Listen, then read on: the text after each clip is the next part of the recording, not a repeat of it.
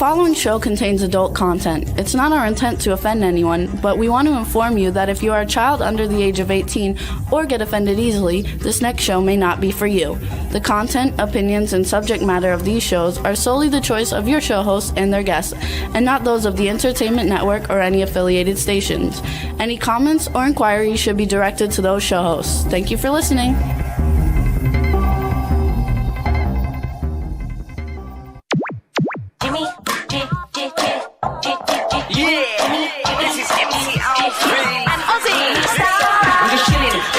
Sitting down and designing, why every man them are thinking, what are we gonna be wearing?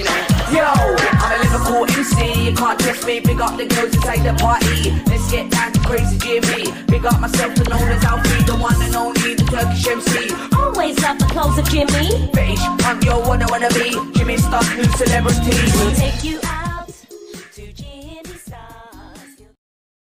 Hey ho, what's up everybody? Welcome to the Jimmy Star Show with Ron Russell, bringing you the good times in music, fashion, pop culture, and entertainment. We got a great show. Before we say hi to everybody, let's first say hi to our past birthday boy and cool, outrageous co-host, Mr. Ron Russell. Happy birthday. Thank you, darling. Yes, it's been an extraordinary birthday. I've been celebrating for days. I'm 83 years old, and I guess you celebrate being 83.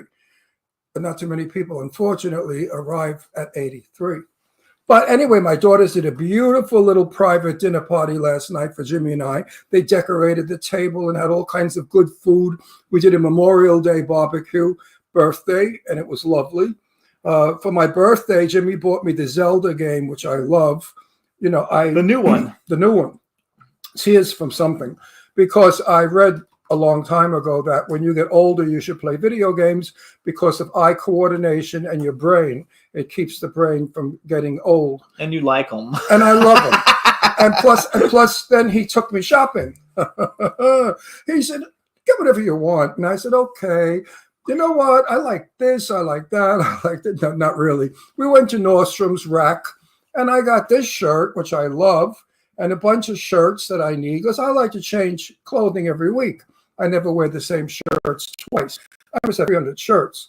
So now I have to go through the closet and give away the shirts that are out of style and the shirts that I no longer wear.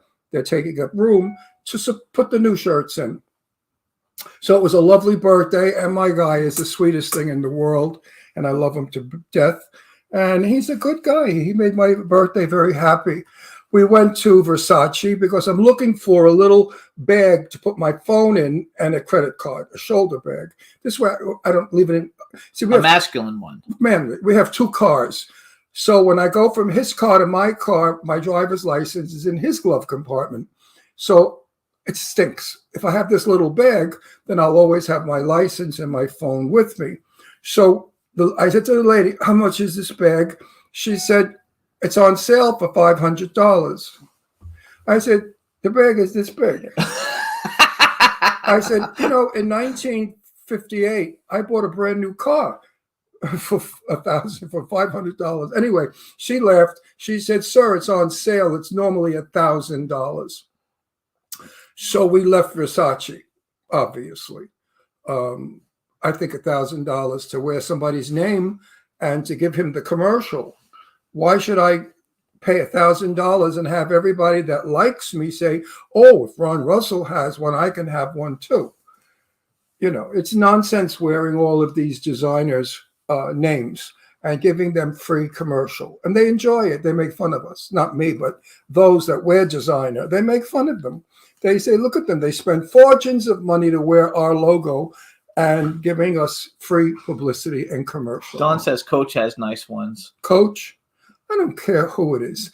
I would like. He's not paying him $500 for anybody. No. I would like a little bag that has nothing on it. Just a little black leather one. A little black leather bag for my phone. I'm not going out to impress anybody.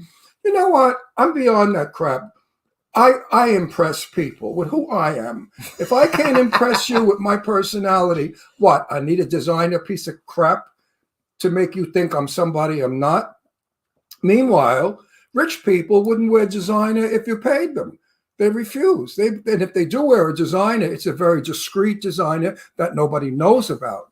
But, you know, the people that I see wearing Chanel obviously can't afford it.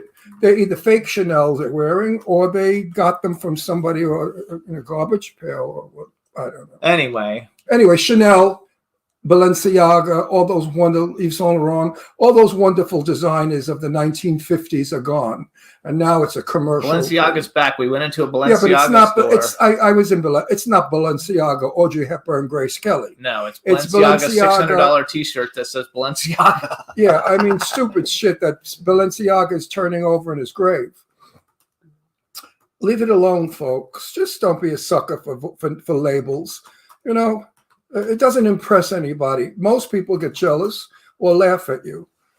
So, and for those that say, "Oh, you got a Chanel bag, it's $1,000." No, this is the best one. We went in Saks Fifth Avenue outlet, and they had used bags on sale, designer bags, used. There was one for $6,000 used. The ugliest green plastic piece of junk that it looked like something my old lady would have thrown out years ago. My mother would have thrown out. What are people going crazy? $6,000 for a pocketbook? They're way more than that. They're like, but you know what? If I were a woman, I'd be embarrassed to wear one because of all the poor people. I mean, you go into a restaurant and you put a $6,000 bag on your seat, and the waitress that was used, so knew it was probably but the waitress looks at the bag and says, "Look at this bitch. She's got $6,000 to throw away on the bag, and watch, she'll leave me $1.50 tip on a $70 bill." So, you know. Anyway, let's say hi to everybody. Live accordingly, everyone. Let's say hi to everybody. A much nicer life when you need not to impress anybody. But you know how you impress people? With kindness and goodness and honesty. That's how you impress people. I believe that too. So let's say hi to everybody. First, hi, everybody. Julia is back in the chat room. Hey, Julia, how are you doing? Dawn Hinton, always in the chat room. We love you, Dawn. Cindy Lady Lake is in the chat room. Boomer Mays, football player extraordinaire, is in the chat room. Teresa Saban is in the chat room. Nice to see you, Teresa. Hope everybody's happy. We have great guests today. I think it's going to be a lot of fun. First, we have actor/stunt performer Mike Dopud, I think is how we pronounce his name. And second half, we have Dennis Mallon coming on. It's going to be a lot of fun, and I'm looking forward to both of them. So I think it'll be terrific. And we had a nice, relaxing weekend, and now we're back to I hope work. everyone had a happy Memorial. Memorial Day is a very important day, especially to me, because I can remember back in 1944, 45, when I was a very little boy, 3 or 4 years old, I asked my mother, I said, "Mommy, why are there stars on people's windows of their homes?" And my mother said, "Because they lost a family member." And I remember passing one house that had 4 stars, and that woman lost 4 sons in Pearl Harbor. He was on the Saratoga, I think, when it went down. All the 4 brothers. Well, they changed the law. Brothers are not allowed to be on the same ship or in the same airplane, so that if anything happens, you don't wipe your family out. So Memorial Day to me is a special day because it saved us from the Japanese and from the Nazis. If they would have taken over our country, it would have been a terrible place to live. So thank you, gentlemen, who fought in all the wars, and to the families that lost their family. My heart goes out to you, really, it does. I think it's a wonderful thing, Memorial Day, and everybody should remember what it's for. It's not for hamburgers and hot dogs and beer.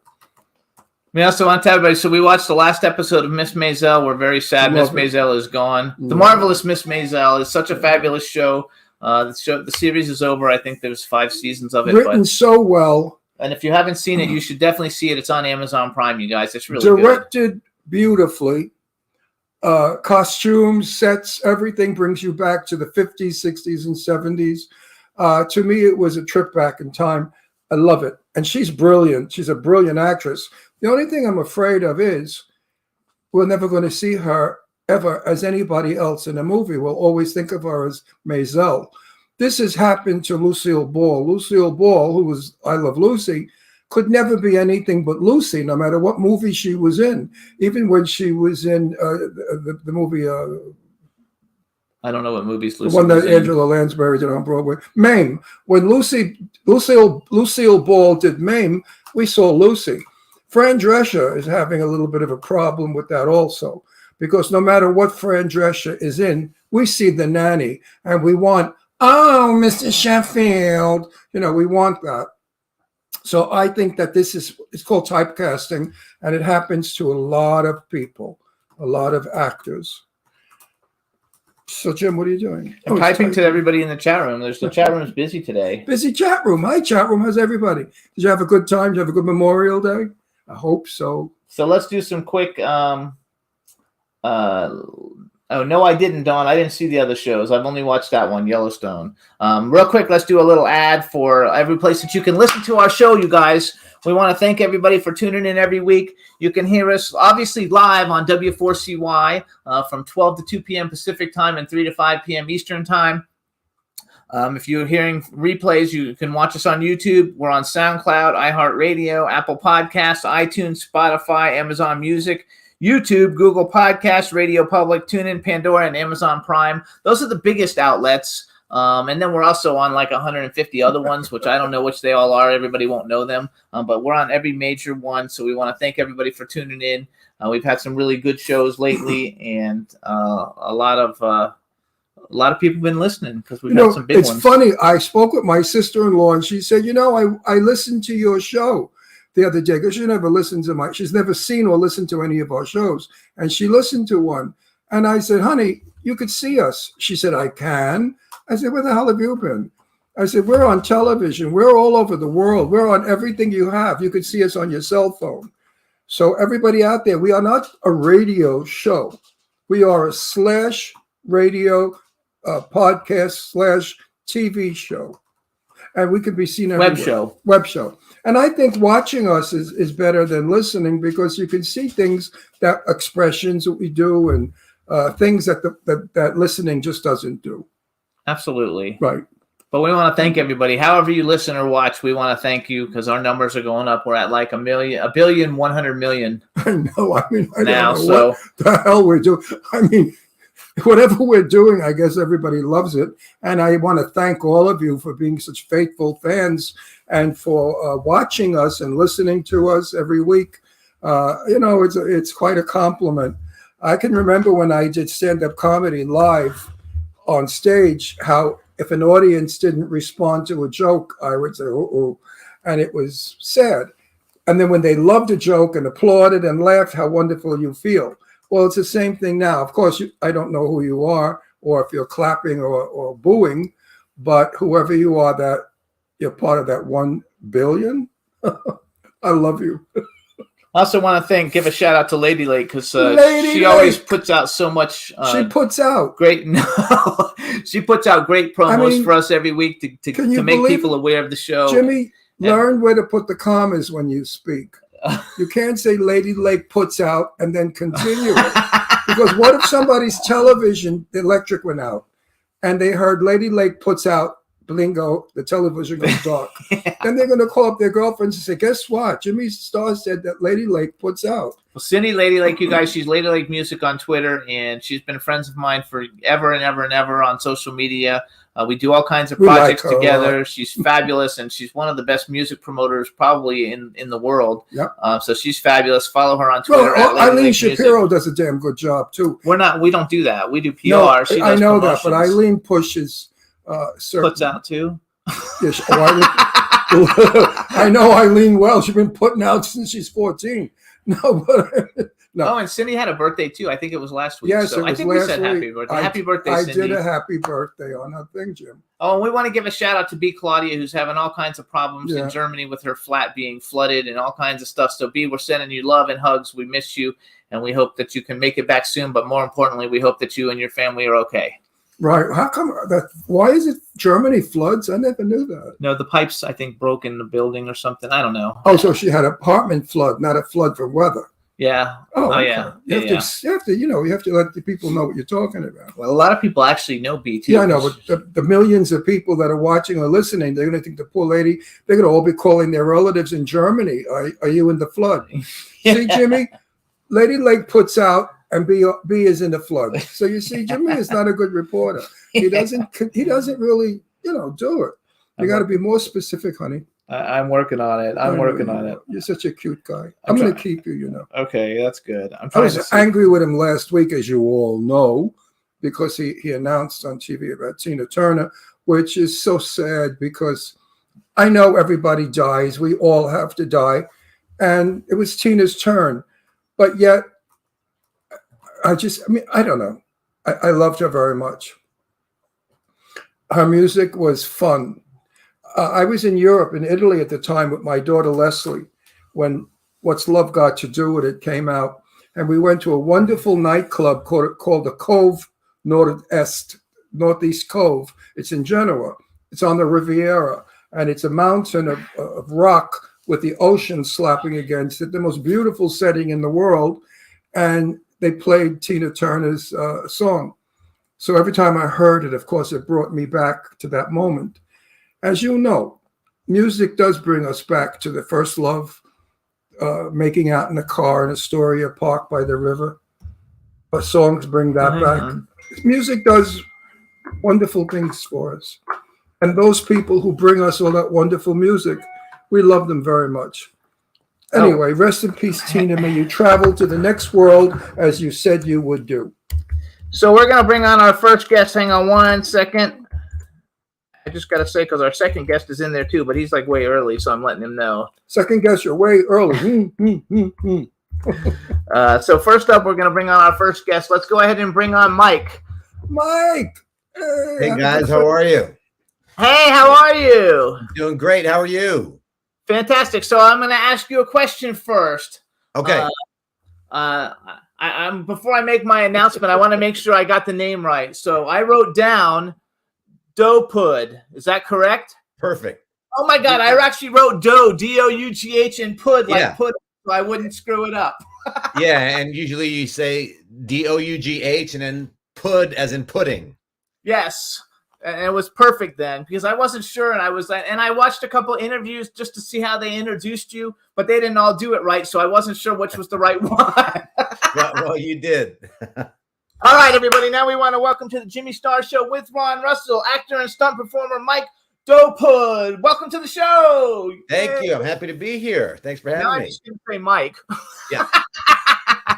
Actually, part of your name is Pud, which in Yiddish is Pudum, which is your face. And I could say Shena Pundum, which means handsome face. So there you go. Thank you. Your name in Yiddish is handsome face.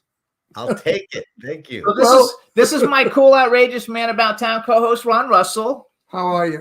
I'm great, Ron. How are you? Good. I'm with my little and we have a dog. chat room filled with people. So say hi to everybody in the chat room. Hi, guys. Thanks for tuning in. Actually, first off, because we have a lot of loyal people who are always in the chat room, but we have one loyal person who was so excited you were coming on, primarily because of Violent Night. She's a big horror fan. Her name is Dawn. So just give a shout out to Dawn because she's like, you got to get him to say hi to me. So her name's Dawn. Hi, Say hi to Dawn. Dawn. There you Hi, go. Dawn. How you doing? She'll love it. We have the coolest people in our chat rooms and people who support the show. It's a lot of fun. So welcome to the show. You've been in so many cool ass things. You guys can follow Mike. He's on Instagram, except for that his name is reversed. So it's Doupud Mike. It's at Doupud Mike instead of Mike Doupud. Follow him on Instagram. You've done a lot of great interviews. You're in a lot of great shows. Let's first talk about Arrow because John Barrowman's a friend of ours. He actually lives down the street from. We live in Palm Springs. He lives down the street from us, and Okay. he is our second biggest show in 15 years ever. We had 10 million views. And you know why? We You know opened what? the I've show. never met John. Can you believe it? Oh my God! And you're on 6 episodes of his show. Oh, I he's know. he's a great guy. Hang on. When we opened our show, he was there tongue kissing a blow up female doll. That's how he opened our show. As one does, right? So John is hilariously funny. Has a wonderful sense of humor. I think he's a great comedian. Too bad he doesn't work as a comedian. Do you like comedy? Would you like to do? I do. I love comedy. But again, I was just talking to my agent about that. And a few mutual friends that we have that are comedians. And sometimes I help other actors put themselves on tape and that kind of thing. And they're comedians and they're like, yeah, I don't know why you never get a shot at it. You never get a chance. And I think you get sort of pegged in a little box, right? Because I do a lot of dark things. I tend to play a lot of dark characters. So I think that's why they don't see me as being able to be comedic. But it's so funny though, because looking at you, you have like the nicest smile ever, and you're like this nice guy, and the characters you play are some fucking motherfuckers. Thank you. As Hitchcock said, it's called acting, Jim. I always play tough guys. I play mafia, always an Italian. I play, those terrible roles. When all my life I was a stand-up comic on stage. So I've done comedy all my life, but I love doing drama. I'm in a movie soon to be shot where they tell me my son has been killed and I have to cry. I am so excited. People think I'm nuts. They say, you're excited to cry in a movie? I said, have you any idea what it's like to be in the movie? 64 years in the business, and I've never cried. I've always made people laugh. So, yeah, I can understand how comedy would be the other venue. Absolutely, yeah. So I have a question then. Do you resent being always the murderer and the killer? Do you say enough already? Do you say, hey, guys, enough with that crap? No, look, at the end of the day, it's fun, right? Like, you get to kill people you're fighting or you play this evil character that you can't do that in real life. And for me, it's just a fun way to play with a character. And I absolutely enjoy it. And, you get applauded, right? People, great job. Or they applaud you for being this badass. Right. And in some ways, it's kind of fun to do. So, yeah, I enjoy it. Well, I knew a lot of great comedians in my day, very famous, and their desire was to do drama. And you know what? The comedians made the best dramatic actors, if you want a fact. I don't know how it happened, but some of the funniest people in the world were wonderful as dramatic actors. Yeah. And, here's another interesting fact. Leslie Nielsen, who was a dramatic actor for years. We knew him. All of a sudden, Airplane comes out, and he was this comedic genius, right? And it's pretty amazing how you get put into a certain box, and then all of a sudden, people will see you in another light. And they're like, "Oh my God, I always knew you were funny." And you're like, "Wait a second," I met him years ago in Florida. He lived in Florida. He lived in Fort Lauderdale, a couple of blocks away from me. Friends of mine said, I'm going up to see Leslie Nielsen. You want to come along? I said, oh, I'd love to meet him. He's a funny guy. Well, when we got up in the apartment, he was in white jockey shorts and nothing else. So I thought that was pretty weird. I said to my friends, was he expecting you alone? And they said, no, he does that because it was very hot. And he didn't like air conditioning, so he liked to sit on the veranda of his apartment in his white jockey shorts. And I thought, interesting. Different. Well, he was a nice guy. Let me tell you, he was funny guy, even when he wasn't working. Funny guy. Whatever you said, he twisted it around and made it a joke. He was a very, very funny fella. And very, very nice looking, big, tall guy, nice. How tall are you? Are you really tall? I'm 6 feet tall. I actually doubled Leslie Nielsen years ago on a movie, and that was fun. I got to meet him, but we did a lot of second unit stuff. So I doubled him. Just a lot of running and jumping because he was older at that point and he couldn't really run and jump over these stairs and stuff. So that's what I was doing for him. Did you get to socialize with him? Pardon me? Because he did a lot of second. Did you get to socialize with him a little? A little bit, very little though. But he was very gracious and very nice and said thanks, for doing all the stunts for him. So it was great.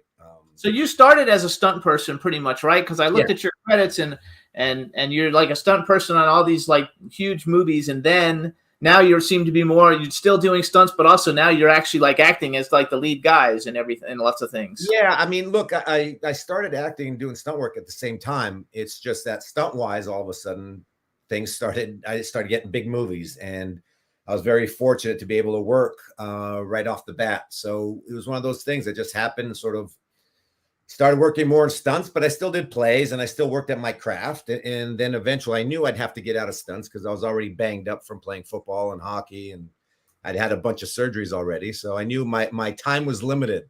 Okay. Do you know a guy named Alessandro Fulcito? He's a stunt guy, but he's actually he lives in Atlanta, but he's in everything though. Like you, Yeah, no, I don't know him. okay. Burt Reynolds always said about his ache. Burt had very bad bones broke, remember? Yeah. I mean, he couldn't hardly walk, and he would bluff it for a movie. But I knew him many years ago for a long time. He was my very good friend through Lee Winkler. So I was in Burt's company a lot, and just getting up, sitting. He used to complain about getting up. He said he couldn't even get off the toilet bowl. He had to have things put in the bathroom to hang on. That's how bad his legs were, and his neck and his shoulders. He was a beaten up guy when he was a stuntman. How about you? I was too, and I think I was lucky enough to work with Burt on a movie called In the Name of the King. Great guy. Don't you love him? And he was amazing. And wait a second. Jason Statham's in that, right? Pardon me? Jason Statham's in that. Yes. Did you get to meet Jason Statham? Yeah, I got to work with That's his favorite. That's his favorite. I love him. I think he's great. I want to be him. He beats up 10 people at once. I love it. He's amazing, and he's really good too. He's very talented and very gracious as an actor. So I was very lucky to work with him. Jason is. Yes. Yeah, Jason Burt had a humor that went beyond belief. Oh yeah. Burt was the funny. I love Burt a lot. I mean, I could tell stories. I can't tell too many stories, but I could tell. Bert's brother was my high school football coach, so he came to school all the time. Right. And since I was in with all the athletes, like we got along great. So I got to see him a lot. Burt was a regular Joe. He was not a star. He would meet. I mean, we would walk out from a restaurant down in LA, and people would recognize him before we got to the car, and he would sign autographs and, "Hey, buddy, how are you, pal?" And he was just everybody's best friend. I loved him a lot. That's great. You know what? I really enjoyed working with him. He was such a gracious person, generous, everything though. He was an icon to me. I mean, he was somebody that I looked up to, being a stuntman and ex-football player. He played at Florida State University, and I played at Southern Illinois, so we had that bond as far as being ex-football players. And he was a stunt guy too, and I was a stunt guy, so it's one of those things where we just hit it off. And he was such a sweet man. I really enjoyed working with him. Best. So I want to brag. Enough good things about. I want to brag a little bit for you. So guys, just so you get an idea, like when I say stuntman, it's not like the movies that we do. So here's some of the movies he's been stuntman in. That's not nice.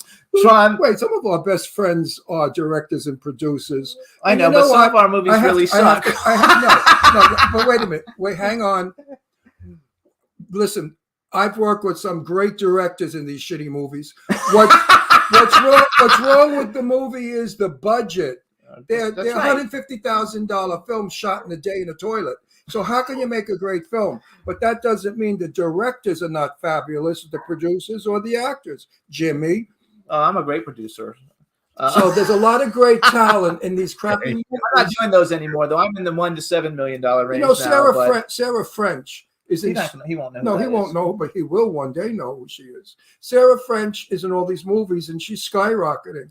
She's a beauty with a great talent. She can do anything. So hang on, let me brag for him. Talk before you brag for him. Talk about all the people that came out of bad movies. Oh, lots. He probably has a few. I don't actually. Did you ever do any of those? I didn't see any shitty movies really on your IMDb. You don't have. Oh, or maybe I just skipped them. I only wrote down the like. You may have skipped them.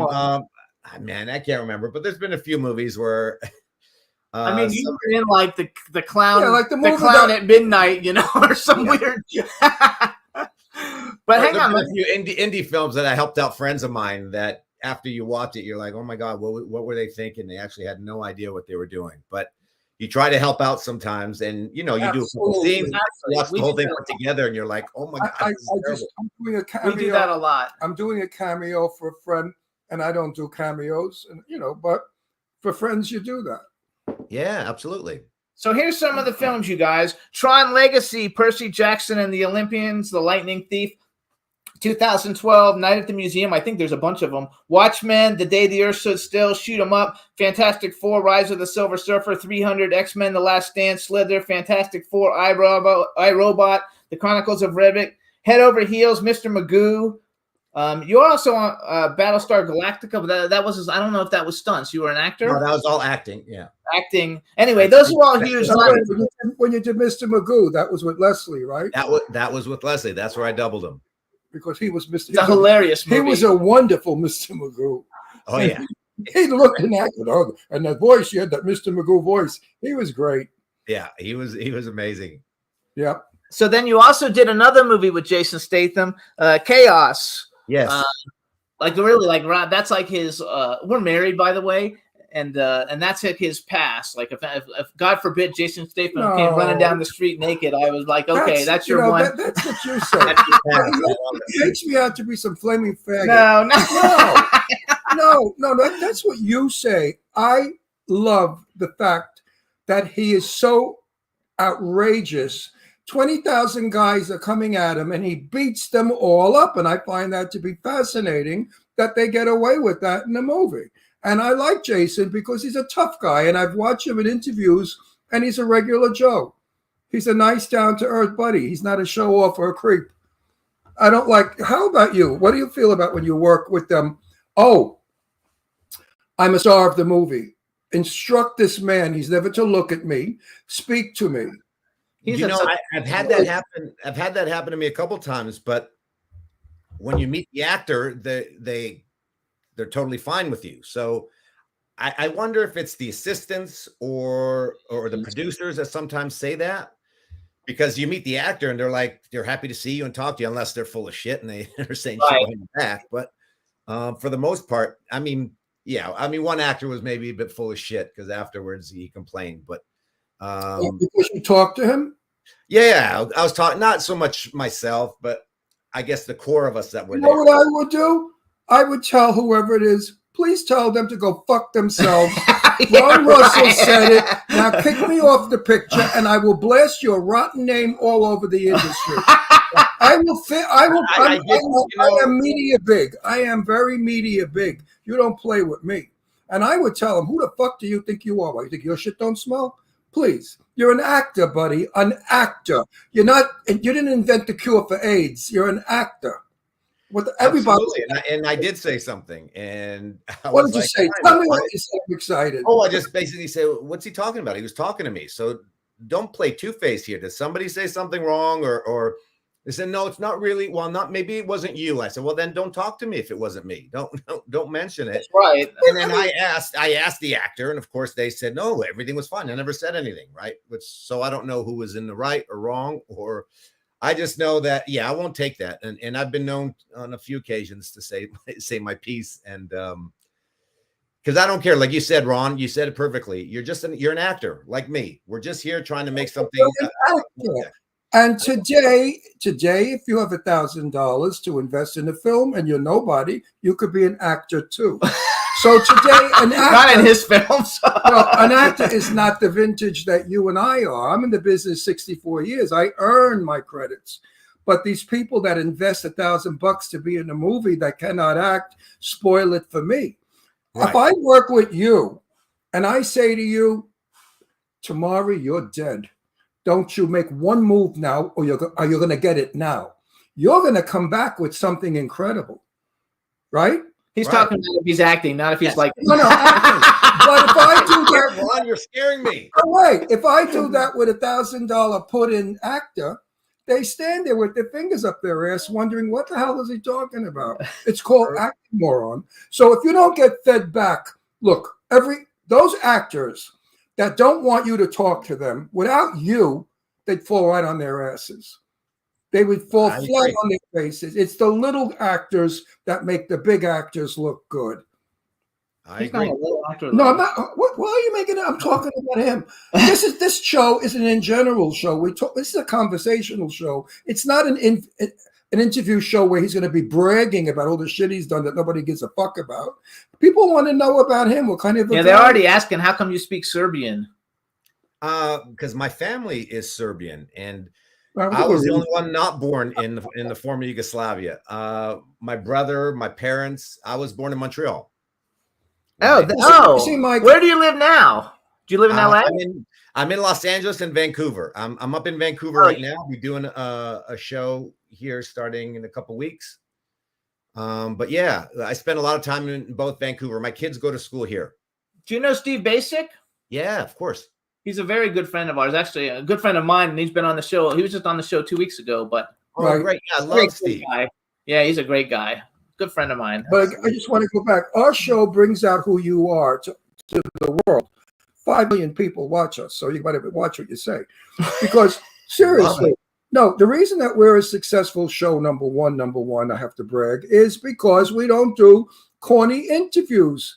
What made you decide to be an actor? We might ask that too as part You know of what it. I mean? Who gives a shit when you decided? I want to know, are you married? What do your kids do? Are your kids drug Is your addicts? daughter okay? Yes. What Well, was wrong with your daughter? Tell me. she hurt she got a hip pointer playing soccer a couple weeks ago, and we thought it was getting better, and she was just running with her buddies to the bus stop, and it just pulled again, and Yeah. she was in tears, and she's not one to cry over injuries and that kind of thing. So That means it had to be bad. yeah, and then went to physio, went to the doctors. They were worried there was a tear in the hip flexor, but there isn't. It's they think that's it's a hip pointer. That's painful. I went through that 2 weeks ago with my daughter Deirdre. Oh, she was in such agony and pain with her hip. She pulled a muscle the same. Very painful. Oh, And they yes. have to I had it baby them. too. So I really, when she told me, and then when the doctors and the physio said it looks like a hip pointer, I was like, okay. Mhm. I see your pain, so I said, let's just rest. Let's My rest. daughter's in her early 40s, and I had to say, "Oh, baby, Deirdre, okay, Daddy's here. Oh, let me see the boo-boo, honey. Oh," and she said, "Johnny, it hurts so much." 44 years old. 48. 48. Oh my God. She's You're getting, in trouble now, Ron. and I got one 54 years old. I got a Wow. 54-year-old. You were 10? No, I'm 83 He years he old. turned 83 on Sunday. What? No Yeah. way. 2 days Yeah, ago, 3 days ago. 83. Yes, and he's still working. He's got like 6 or 7 movies that are And put good on hold, ones. Good on hold ones. right now. Good ones. Not those inexpensive No, ones. the inexpensive. So let's brag a little Well, bit you more. look great, Ron. Thank you Thank so you. much. Thank you so Wow. much. First of all, we got to talk a little bit about Violent Night. I didn't see it. I am going to see it. I'm going to wait till Christmas to see it. Wait, why is it a Christmas movie? Yeah, you won't like it. That's Why? why. Because it's about a murderous Santa Claus. Oh no. It is, but there's a lot of heart in the movie as well. So you have to watch it. You have to see it. It'll surprise you. Oh, I love them. So horror is my favorite genre, Wait, is it excuse me, because I don't want to mislead our audience. and they all know what it is. is It was this a big about- blockbuster wait, movie is this- theater. Shh. Is this about a Santa Claus, the real Santa, who's Yes. bad, or is it an imposter? No, it's the real Santa who's not bad. He's just caught in a terrible situation where he has to deal with these mercenaries that are taking this family hostage. Oh, so And he's a he ends hero. up having to save them or try to save them because a he hero. happens to be there right on Christmas Eve. He's delivering gifts and he gets stuck in this situation. Mike, he's a hero. Yes. Oh, that's more like it. I love it. So I actually collect. I'll watch it. I collect action figures and stuff, and so I have what's the big Santa one I have? I have Oh, the ugly one? yeah. Now I forgot. Anyway, I have like all kinds of 7 He's foot, the Christmas you know, monster. 7 foot like statues that move and do all kinds of stuff. And Awesome. I have everything. Do you have a Funko Pop? Do you have any like action figures made of you for any of your roles? I think there were a few, but I don't have any. Oh, you know what? I do have. Tell me who those so I can go look for because I I have. I'm on the show. I collect the action figures. I'm drawing a blank on the names of those little. Funko Pop. Yes, I have one of where I played Vincent on the 100.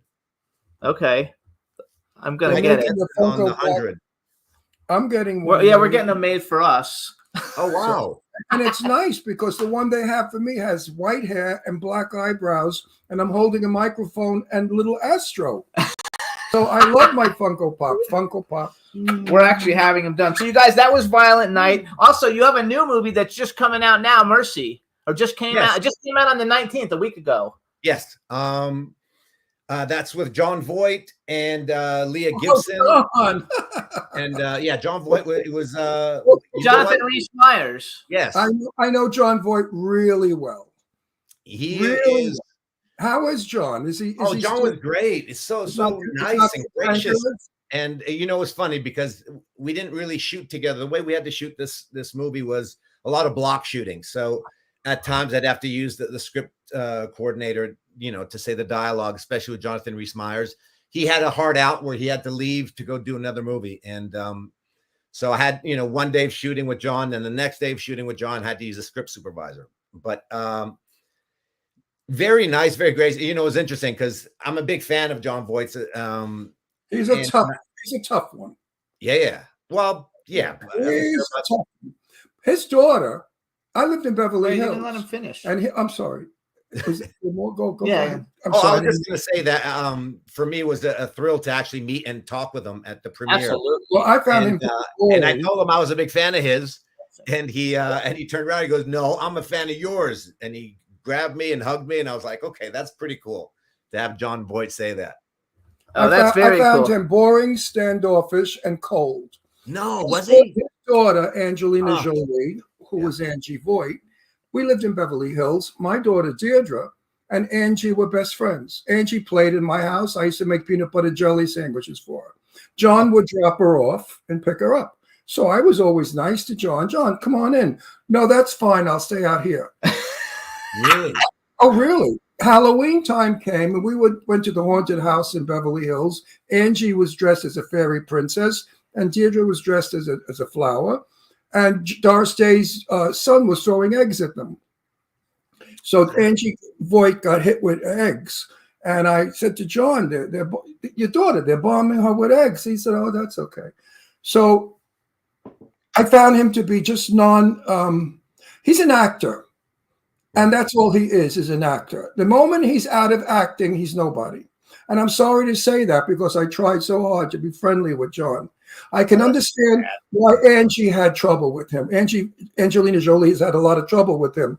Yeah, And and I that's can- well publicized. I mean, Yes. when he went public and said his daughter wasn't mentally ill and dangerous, that was dreadful. He should never have done that. So John Voight's not a favorite friend of mine. And I've met him many, many, many times.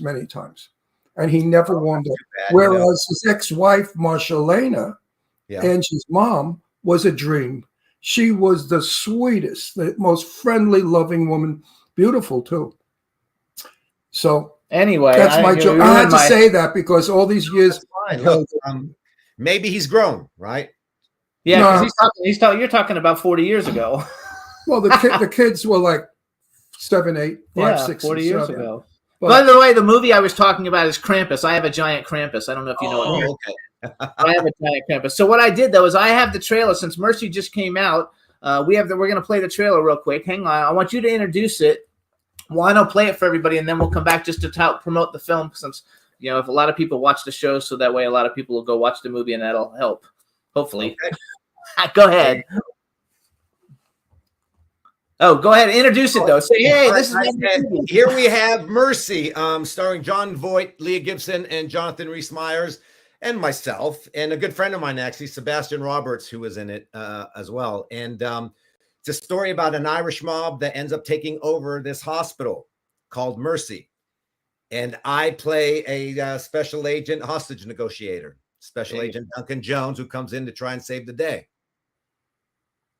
Sounds good. Take it away, Juan.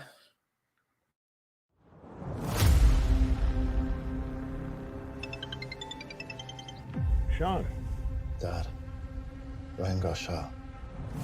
perhaps you can help me. I'm looking for my son, Ryan Quinn. Your son. Y'all waiting for somebody? Yeah, it shouldn't be too long.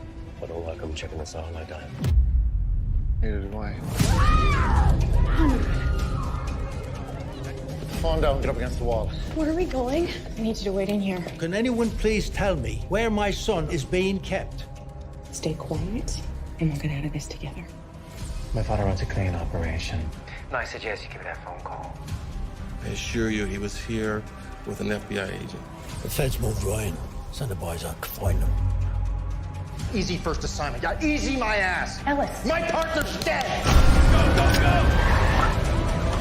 That's nowhere to start a negotiation! Take the back stairs down to the boiler room. What are you gonna do? heal through a past life. We got some help on the inside. Captain Michelle Miller, Purple Heart, 3-time Gold Star. Let's do everything we can to help that soldier.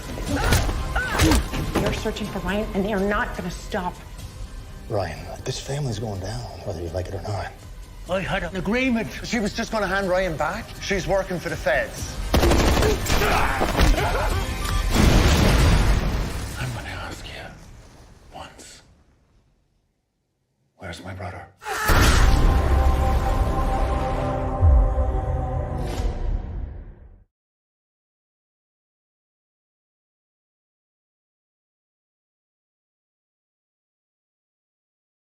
Yay! Looks exciting. Fun movie. Now, what do you think about women today that behave as she did? You know, Betty Davis in her day wouldn't do that if you paid her $1 zillion, because a lady was a lady. A woman was a woman. But women today are trying to be men. What do you think about that? I don't find that attractive in a woman. I love it. Beating up men. You know what? Leah's great, and she's fantastic in this. No, I don't mean her as an actress. I mean her part that she's playing. Right. Look, I have nothing wrong with it. I don't think there's anything wrong with a woman trying to That's be not a hero. real. A woman cannot beat up a man. Yeah, they Some can. women can, yeah.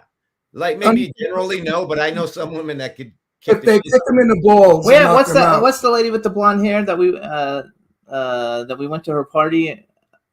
She was in she's the fighter. Anyway. We have several female friends who are like action hero people, and I fucking love them. I think it's awesome. Yes, but even they have said in reality, a powerful right hook from a man will fracture a woman's face. Women are not as I strong. don't know, because my favorite character on SWAT. Women's bones are not as strong as men's bones. We know that. Our jaws can take a lot. Have you been on SWAT before? Do you ever see the TV show SWAT? I know. No, it's one of the shows I wish I was able to get on. Oh, we should do a campaign to get you on. You would be really good on it. Thank you.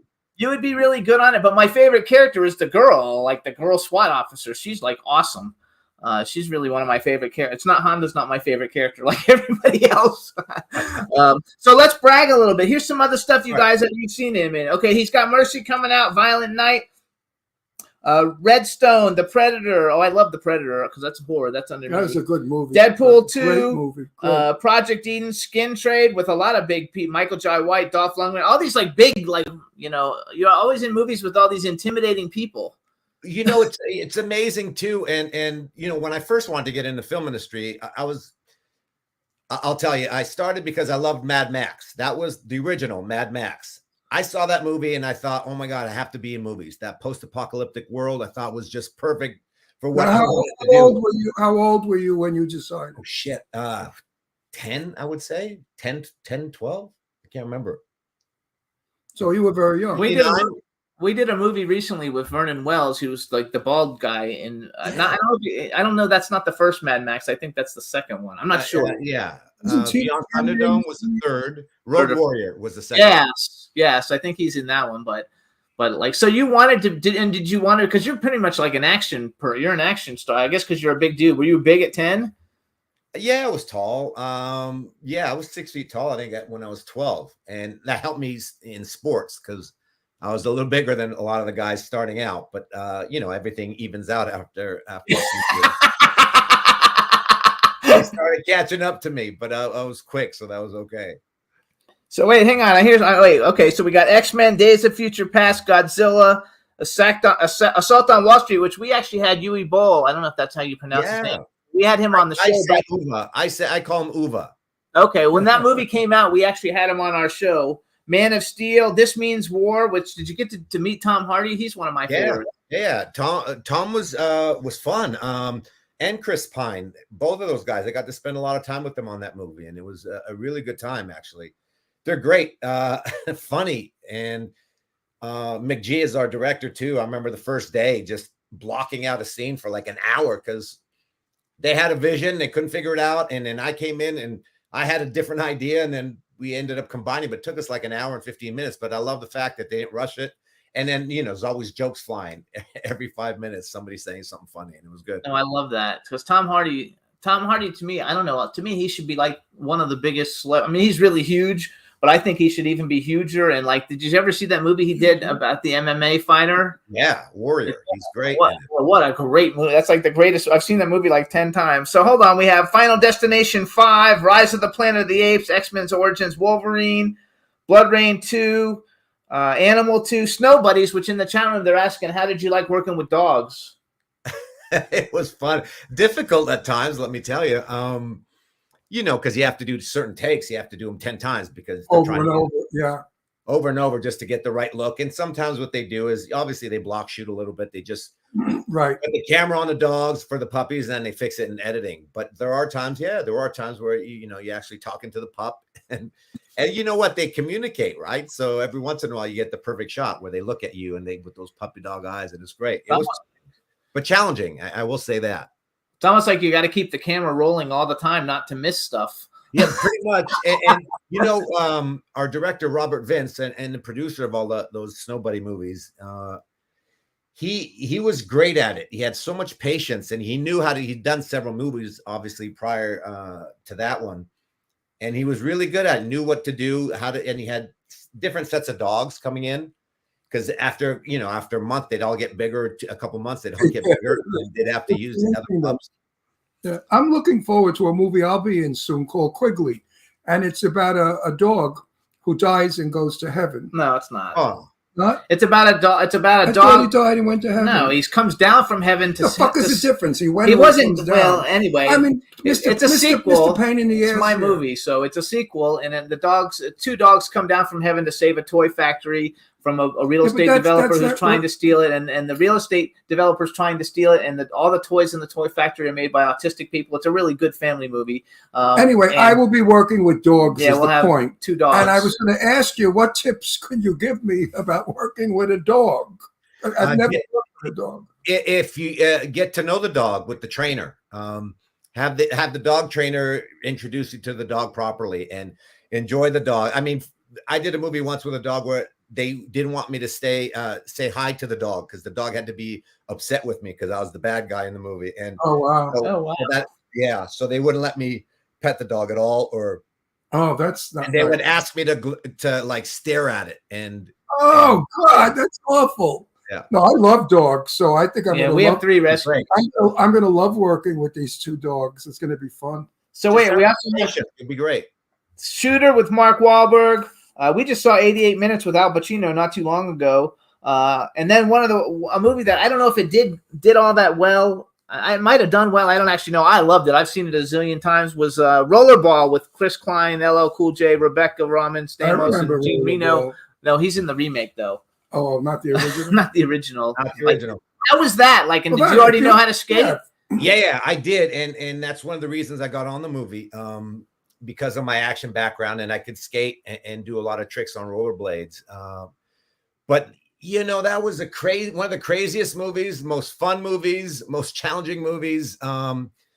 We had everything that could go wrong went wrong. Like one of our sets burnt down right before starting to shoot. They didn't have all the cast in place, and I was getting married. Here's a great story. So we're in Montreal. We're doing rehearsals, and they said, "Okay, we start shooting on Monday," and all of a sudden this is the Thursday, and I'm like, "Guys, I have to leave because I'm getting married on Saturday, and like in 2 days, so I have to." And they're like, "Yeah, don't worry, it's all good." And then John McTiernan, our director, says, "Okay, we start shooting Friday." I'm like, "Oh shit." Can't. I'm going to get married. So the producers are all like, we can't tell John that because he's so focused on the movie. If we tell him, he might fire you and I'm like, no, I've got a wedding to go to. I'm gonna get fired because of this wedding. And I'm like, well, I'm getting married, whatever. All my family from Montreal was in Vancouver at this point because my wife is from Vancouver. And so everybody's there in Vancouver. I'm in Montreal. So I finally get a flight thinking, oh my God, I'm going to get fired. And sure enough, I fly into Vancouver Friday morning. I get married Saturday, and I fly back Sunday morning. And John McTiernan's looking, and of course, he wants to shoot with me the first day, the first scene. So what the producers did was they got a photo double for me, and apparently it wasn't a great photo double.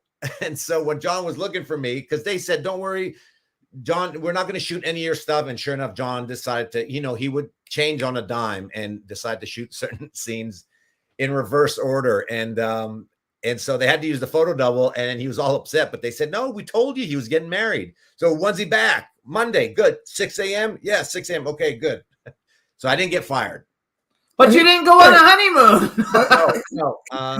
No, we didn't get the honeymoon. But we did do a honeymoon after the movie. Okay. He couldn't hold that shoot for another couple of days.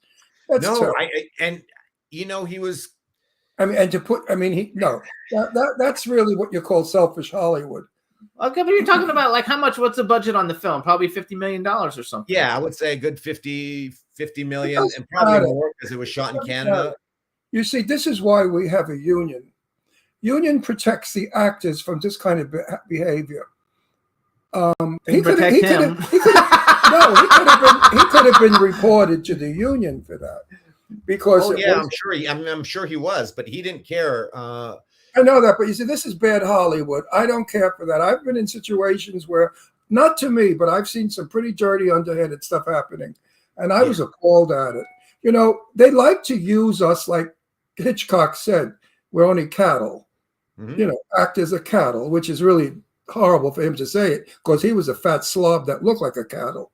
He looked like a cow, and he's calling us cattle. But it's really sad that actors are so abused in so many ways. So many ways they were abused. Hang on, because we have, and the union can't do anything about it. They reported. I think that was abuse. No, because obviously we kept shooting, and the producers were able to squash it. But it was your wedding. Did you like it? Did you like? I mean, were you happy with the outcome of how that movie actually looked? I mean, I thought it looked great. I liked it. I was expecting more out of it, and I guess John's version of because what we shot, there's so much of what we shot that didn't end up in the movie, and I felt bad for a lot of the stunt guys. It was a brutal shoot as far as stunt guys go, and a lot of guys got banged up, and I got beat up too. I broke my leg, hairline fracture, but there was all kinds of crazy action. But you know what? It was the sidebar to that was that my dad was dying of cancer. He was terminally ill with pancreatic cancer, and so we had to move up my wedding, which is why this happened as well. Okay. We moved up the wedding. We got married. I ended up shooting in Montreal, where my dad lived. Oh, that was nice. It was perfect. So I got to spend a lot of time. I got to bring him to set before he passed. So in that way, it's a really memorable movie for me. As far as I was able to spend a lot of time with my dad, which what? It was your wedding. It wasn't a birthday party.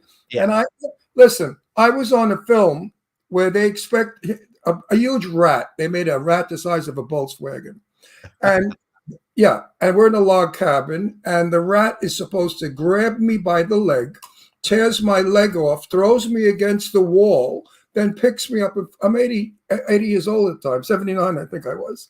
And I said to the director, I can't do that. You guys have to get a double. They said, we can't afford a double. I said, but I can't do that. That's crazy. You're not going to throw me against a wall. I mean, what are you, crazy? I can't believe the director did that. He did. Anyway, this is one of the films that I walked off of because I wouldn't put up with their bullshit. So what did they do? They had the rat come upstairs from the basement with my arm and wristwatch in his mouth, indicating that he ate me in the basement. Now, they could have done that from the get-go without me having to have a fit. Exactly. So you see, this is what I mean about this. Is those filmmakers. The business. Burt Reynolds also had a lot of stories about how they once wanted him to go in a fire, and he refused to go in the fire. And they said, well, we'll replace you. Imagine replacing. Well, he was a stuntman then. It was he wasn't Burt Reynolds then. He was Burt starting. I know, but he wasn't like Burt Reynolds. Like he was. Yeah. But so I remember that story he told me. Yeah. I think, first of all, sorry for the passing of your father. My mom also died of pancreatic cancer. And my ex-partner, 46 years, a terrible disease. Died from it. Yeah, pancreatic cancer is a tough one, right? It's really, really hard on that person. It's crazy. Terrible. So no one has ever survived it. In the chat room, they want to know if you've ever had to use your Serbian language in anything. Oh yeah, I did a series called Power, Yeah, it's a on good series. Stars Network with 50 Cent. And so I spoke Serbian in that at times as well. I was a Serbian drug dealer, gang lord. And basically I was in charge of the whole drug feud. There ends up being a drug feud. So I was the one that created this drug feud. So it was, yeah, I mean, I'm this drug lord, a Serbian drug lord from Chicago. Is Serbian a Slavic language? Yeah. What does it sound like? Say hello, how are you in Slavic? Zdaboron, kako si mi? Yeah, it's Say Slavic. dobro. I love it. So, I know. So do you I like know doing? it. Do you, since you've done a lot of both TV and movies, do you have a preference, or you don't really care? Is one of them easier than the other for you? No, not easier. They both present their own challenges. But for me, I mean, doing movies is why I got into the film industry. So Okay. I would probably say that's number one. But I do love the steadiness of a television series, and the ability to create a character, an ongoing character for years is something that I really enjoy as well. Do you still have to audition, or do you pretty much get roles just of who you are? Are you kidding me? Of course I have to audition. Everybody, listen. Yeah, I listen. wish, but no. I mean, I get offers every once in a while, but Yeah. I audition all the time. There's Okay. a major movie right now floating around, and the stars. I won't give you their names, but they're asked to audition, and they're big. Now, the question I wanted to ask you, and I forgot it. It was a good one too. Damn it. It's okay. Okay. Here we go. Honestly, if you were in bed naked with Charlize Theron making love, would you be turned on? Do you find her cute? I Yeah, love her. Charlize is beautiful. I love Yeah, her. and if when my wife watches this, she's gonna hate me for this. But listen, that would be a situation where, I would literally, I'm sure you've heard the term. I'm sorry if I do it. I'm sorry if I don't. Very good answer. Good answer. And very diplomatic too. Good answer. So that's funny. I forget who the actor was, but he was making love, I think, to Jacqueline Bisset in a film. And they asked him that, did you get turned on? He said, hell, man. He said, if you don't get turned on by her, he said, you're dead. He said, of course I got turned on. He said, and I had to apologize because, it happened. And Jacqueline said, oh, I don't care. It was fun. So, the female girls, they don't get crazy. It happens, get an erection when you're making naked. What can you do? It's nature. You have no control over that. Yeah. So you can maybe that if people watch this, they'll see this is the next thing. Maybe you can do a big romantic comedy. You could be like a leading man in a romantic comedy, and that'd be something new for you. Oh, right. I love it. From your mouth to God's ears. Yeah, I'll do it. absolutely. I think Charlize is probably one of the most beautiful women in Hollywood. I love her. I think I've never met her or saw her in person, but my daughter Leslie did at an Academy Award function she went to, and she said that she was lovely and gorgeous. Oh, great. So here's my question I like to ask all the actors, and it's a two-part question. Actually, it's a three-part question. Bucket list, male and female actor that you haven't had an opportunity to work with that you would love to work with, and they can be living or dead. It doesn't even make any difference. And then the next part of it, if you could have ever been in any movie that's ever been made in history, what movie would you have liked to have been in? Oh, man. That is crazy. There's so many great movies. Okay, let's go actors. There's an actor I really have a ton of respect for. Al Pacino and Robert De Niro, great guys. Anthony Hopkins is one actor that I would have loved to have been able to work with. And I still may. There's still time. Yes. I think Anthony Hopkins and Mel Gibson because of Mad Max. I've always wanted to work with Mel Gibson, so hopefully that can happen. I'm going to put it out there. Oh, actually, I'll put that out there for you too, because I'm working on a film and they're talking about maybe getting Mel Gibson. So if we get him in the film, I'll come to you to play a role. I'm in. You got me. What female? You like, and don't say Meryl Streep like everybody does. I would always pick Charlize Theron because she's my favorite. Well, she is one of them. Meryl Streep was obviously. From Bridges of Madison County for me. is one of the movies that I love Meryl Streep in. And Oh, it's a great romantic comedy. Not comedy, romantic drama. You know, I was asked that question, and I said I would love to have played with Anna Magnani. He might not know that it You know is. who Anna Magnani was? I don't. Italian actress who's wonderful. Working with her would have been. Do you ever see Burt Lancaster in The Rose Tattoo with Anna Magnani? Yes. That's a part I would love to have played. That was a hell of a writing and a hell of a movie. And Burt and Anna were brilliant together. Absolutely brilliant. So wait, okay. While you're thinking about another actress, give us a movie or two that you think that would have been fun to been in. Well, here's another actress, Monica Bellucci. Yes. Yes. That's a good one. And nobody's ever said that. That's a good one. She's a good actress. What movies? Oh man. That's such a tough one. We are a name dropping show in case you didn't get that by now. But you know what? People love it. They write us emails to send us things on the computer.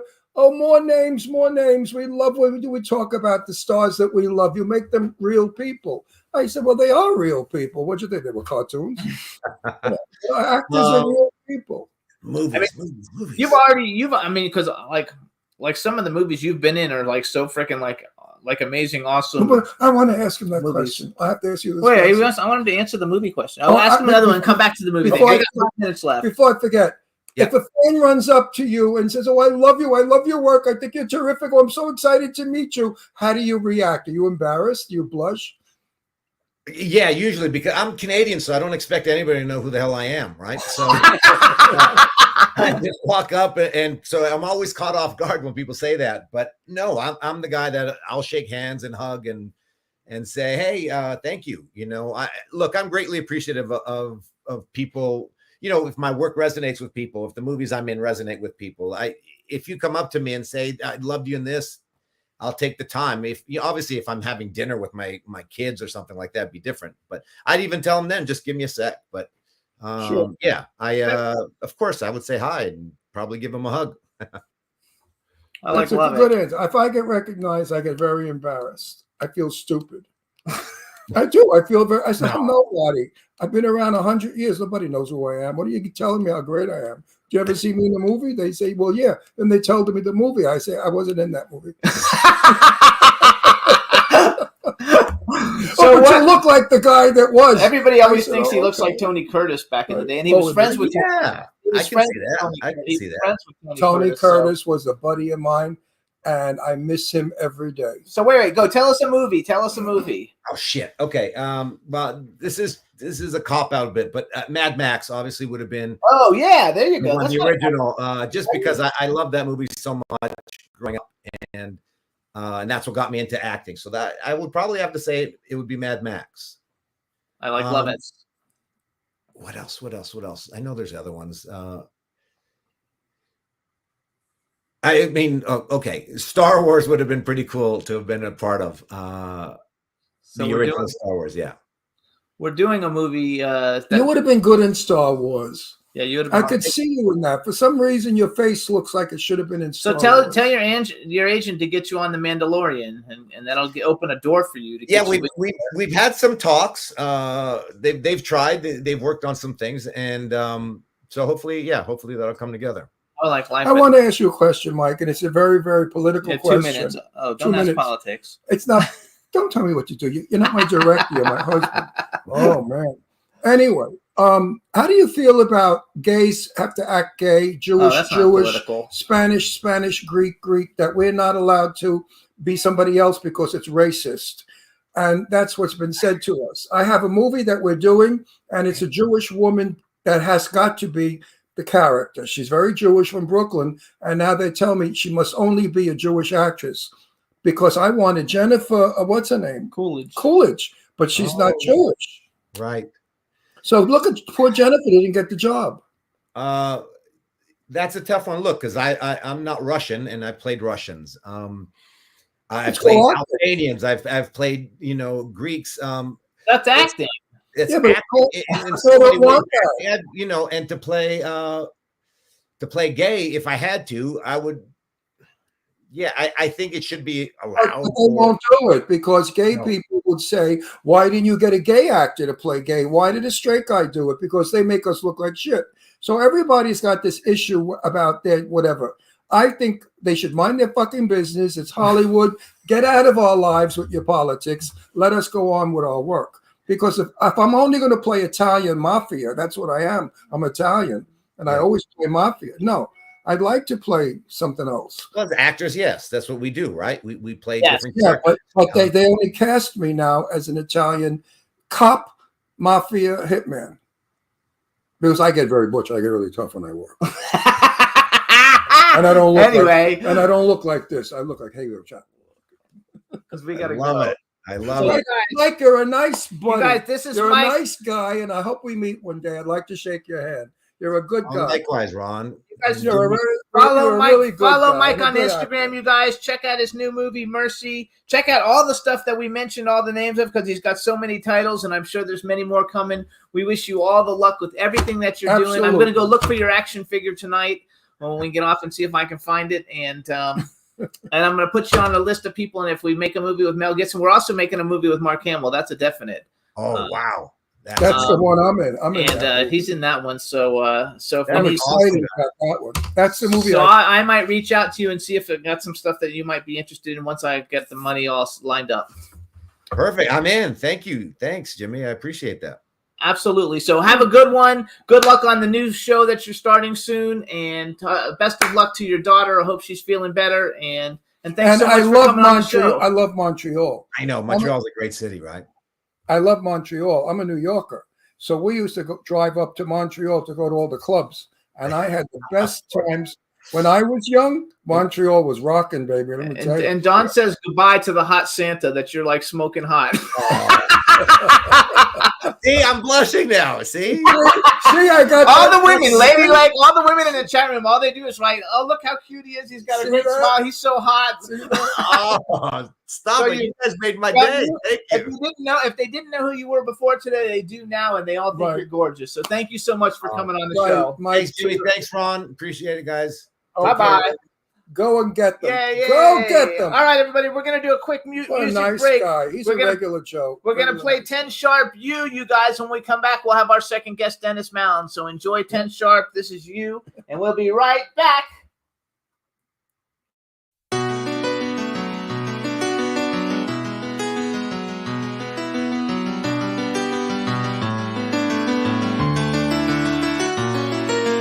It's alright with me as long as you are by my side.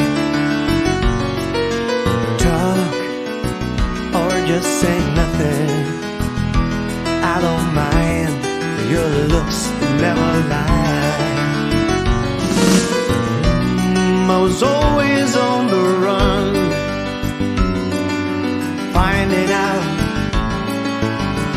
what I was looking for, and I was always insecure. Just until I found words often don't come easy.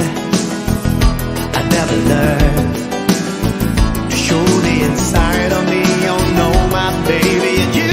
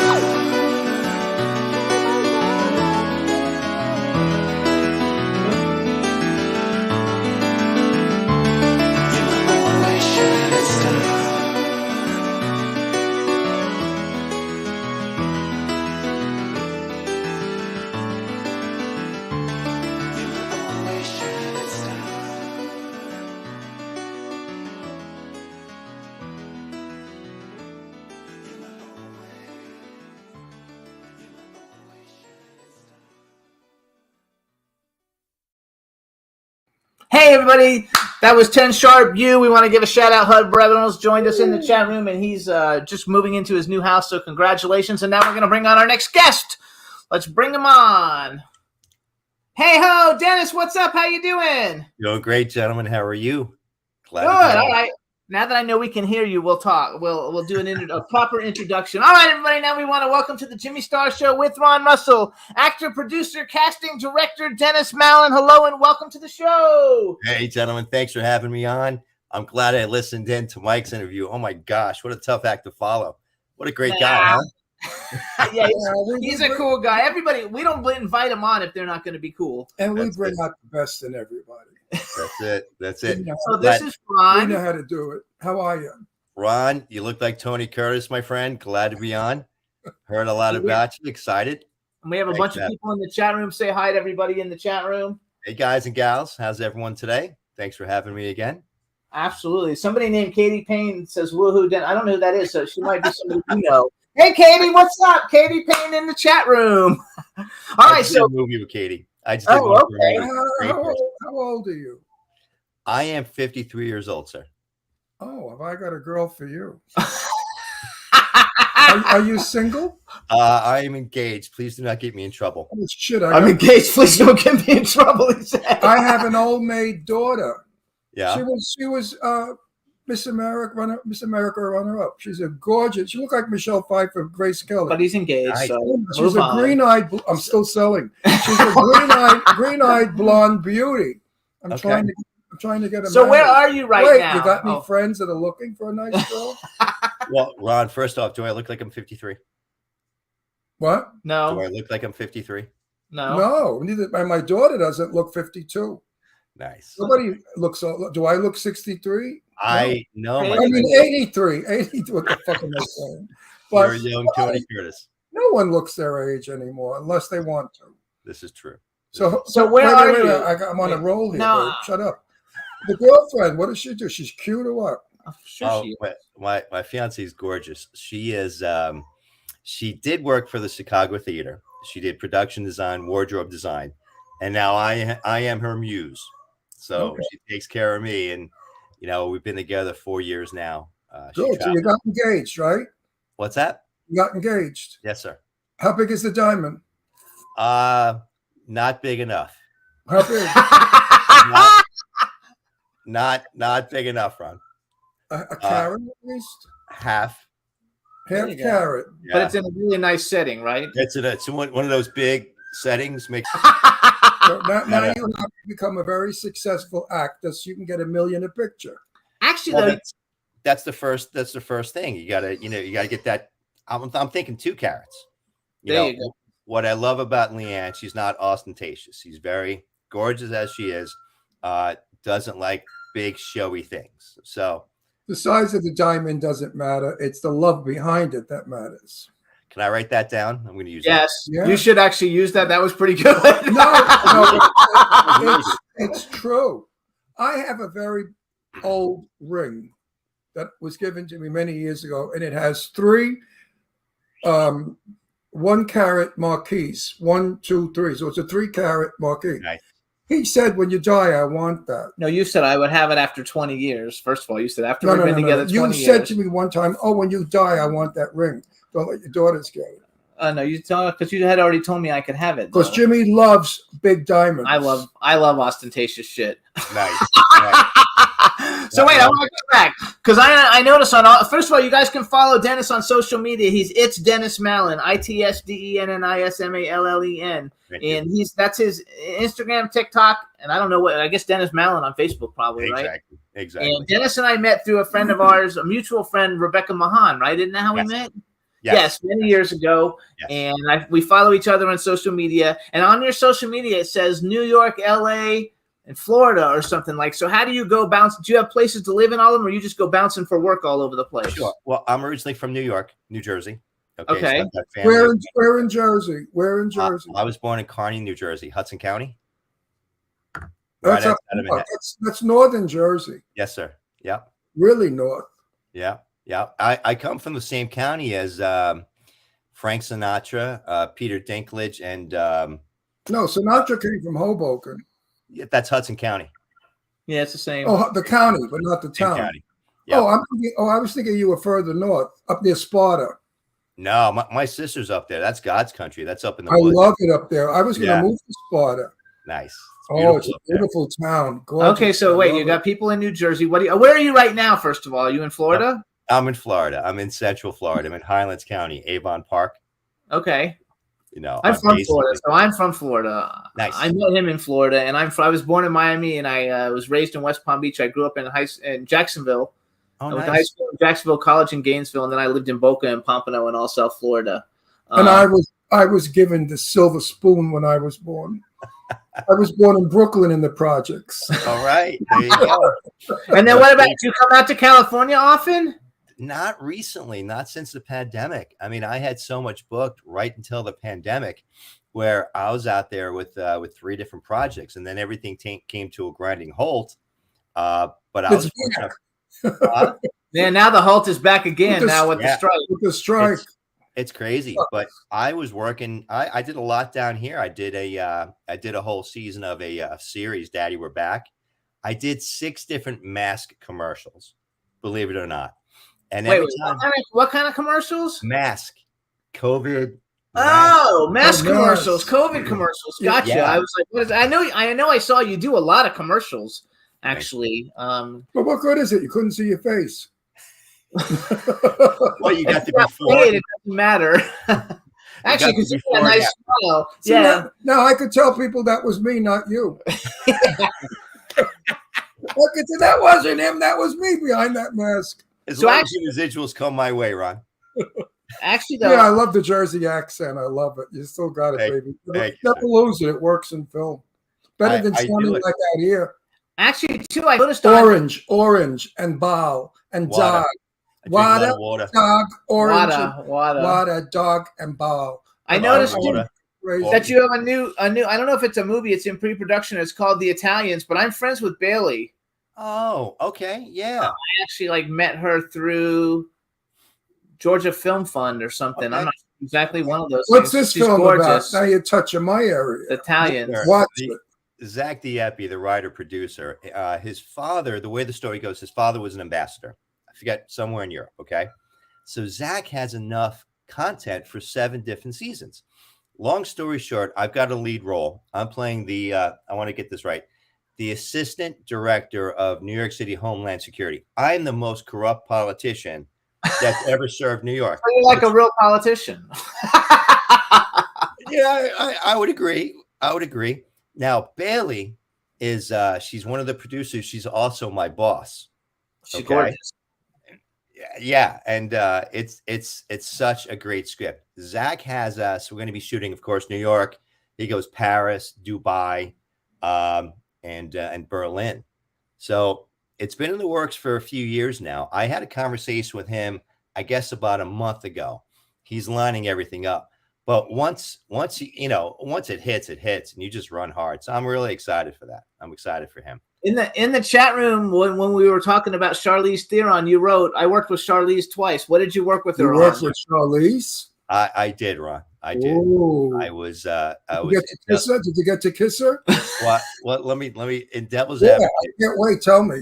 My first everything was Devil's Advocate. Oh, okay. Great movie. My first feature. I'm a SAG extra. My first everything. I got picked out of the crowd. I worked with Mr. Pacino for my first time. Keanu, Craig T. Nelson. The guy who wrote that lives down the street from us. Right. Really? Niederman. Yes. Actually, Niederman's his daughter. That's her name. No, his name is Niederman. He writes under a different name. He's the guy who wrote it, though. Oh, okay. He lives down the street. Amazing. So did you get to talk to them? So not in Devil's Advocate. I got a story regarding Devil's Advocate. I worked with her on that, and then I worked with her on Woody Allen's Celebrity. And I was dancing with her. I was in a dance club seeing some such a clubby guy, right? And it's me, it's Dennis Mallon, Kenneth Branagh, Charlize Theron. We're all dancing. We're all bopping around downtown New York in the Village. And what a sweetheart. I'm 6'1". I'm in love with her, you know. She's like one of my all-time favorites, and I always liked her and everything. But then when she joined the Fast and Furious, because that's one of my favorite franchises, when she joined that, I love it, and I have a. She's one of my most favorite beauties. I compare her to Grace Kelly, who I was crazy about also. There you go. I love those blonde, blue-eyed, Nordics. I'm Italian. That's why I'm dark. I like light. My fiance, Ron. Is she as beautiful in person as on film? Yeah. I figured that. So I got to tell you about Leanne, my fiance. I think she did her 23andMe. She traces her lineage back to Ragnar Lothbrok. I am marrying a Viking queen. He doesn't know who that is, but I know who that is. Oh, okay. I'm shocked. A lot of people don't know who that is. No, it's Vikings. Well, he's a famous Viking. I know who the Vikings are. Well, that's a really famous Viking. I actually think that I even have a Funko Pop of that Viking, and I think it's worth a lot of money. Nice. Okay. Which I love the whole thing. Do you miss New Jersey? At times, I miss. Now I'm up there quite a bit. I've been going back and forth, shooting up there, coming back here. I love where I am in Florida because I get to hide. I'm in Central Florida. I'm in Highlands County. I'm landlocked, which is fine because everything's an hour away, and I do a lot of work down here. But New York's 2 hours away, 2.5 hour flight. I miss New York terribly. Yeah. Oh, I can't wait to go back. We're moving back next year. Nice. Whereabouts? Where are you guys going? California's not for me, that's for sure. Too many phonies. Too much bullshit out here. Yeah, I'm used to saying you're my buddy and trusting the person I say that to. Out here, you say you're my buddy, and they look at you like you're weird. Not the same. New York and New Jersey, we are just like no one else in this country. So we're blatantly honest. So but we have a bond. We have a camaraderie, a bond. Yeah. So how do people find you for all your commercial? Like, because you're in a lot of. I was like looking. You're Tommy John Underwear, the Florida Lottery, Monday Night Football, food catering. I don't even know what a New More Attire is, but like you have a lot of commercials. Like you do a lot of commercials. How do you have an agent that books those, or how do people find you for that? So Florida is an interesting thing. You guys were talking SAG in the last segment. Florida, there isn't a lot of SAG work per se. There is a lot of work. There's a lot of stuff going on. But it's a matter of building your network. I'm in the business 28 years. I've got a solid network. I've got people in New York, LA, down here. And you guys know, if you do good work, if you're respectable, you're prepared, you show up early, because if you're on time, you're late, word gets out. So that's right. Yes. Right or wrong. So I work with a lot of the same people. And when they're looking for someone, I've got this one great agent. I've got a bunch of great agents, and I hate to throw names out there. I'm really like the go-to guy for a bunch of people. I did this one. I did a Super Bowl commercial with Serena Williams for Remy Martin. I get a call from my agent in Miami. She calls me on a Thursday. She goes, Dennis, you're a chef, right? You have on a chef. Now, I went to culinary school 30 plus years ago, lifetime ago. I'm like, yeah, I can cook. She goes, don't lie to me. Can you cook? Yes, I can cook. Good. Tomorrow morning, 5 a.m., you're doing a Remy Martin commercial. It's paying scale plus. La la la la la. All right. I don't, something falls in your lap. I'm your guy. You need me on a flight. You need me in a car. Where do you need me? I'm there. And 5 a.m. call time. I show up at 4 o'clock. Yeah. And I worked with Serena Williams, and it was big in the Super Bowl. And it's a matter of building your network. You guys know that, because there's great people to work with, and there's people you don't want to ever see again. Right. Yeah, we have a lot of both, actually. Jimmy tells me I should do commercials. I said yes. Viagra, funerals, coffins, cemeteries. I could do all those commercials, right? What the hell am I going to do? You have another TV series called Champion with Alex Baca, and she's in a movie I'm doing called My Porn Star Wife. They added her to the cast list that we're working on now, and she's gorgeous. And she was one of the extras. She was one of the extras with us. Okay. I was like a coach. If you look at Rocky, you look at Mickey from Rocky. I was a real scummy Mickey. Okay. and I train a lot. So I called the producers like a few months prior. I go, look, I want to gain some weight. What do you think? You're in great shape. What do you mean? I go, I got to look a little bloated. I got to look a little obnoxious. I feel I'm a New Yorker. I want to channel that character. So I show up on set 10 pounds heavier. I wear a Jeff cap, and I got a guinea tee on, or an undershirt, or whatever you want to call it, right? He calls it guinea tee too. Of course, we're going to have a lot of people screaming tomorrow, but that's okay. But I call it. I'm Italian. I'm allowed, so I call it a guinea tee. Are you Italian? What are you? I am. I'm Italian, Irish, Brazilian. Okay. So you're allowed to say Guinea T-shirt. Thank you, Ron.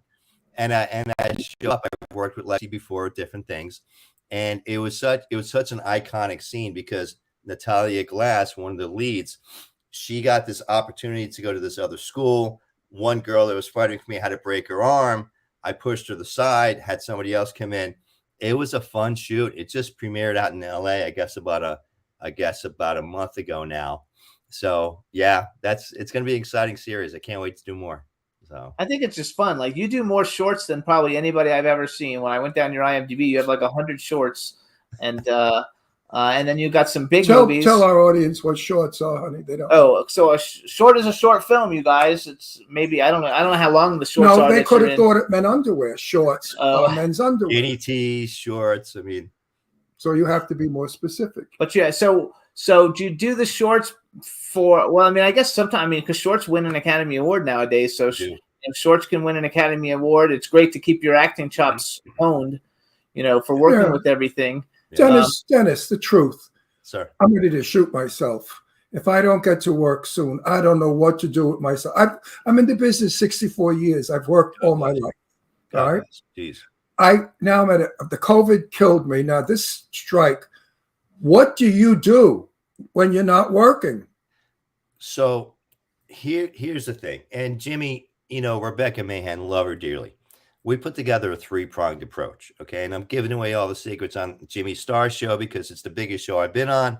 Jimmy Star Show with Ron Russell. Yeah, with Ron Russell. Fucking shit out of you when I see you. I was gonna. You cut me off. I was gonna go. No, you were rolling on. You were rolling. No. Don't drive me, baby. I'm from Brooklyn. You were rolling on. It's the Ron Russell with Jimmy Star Show because Ron's the shit. It's just the Ron Russell show and fuck Jimmy Star.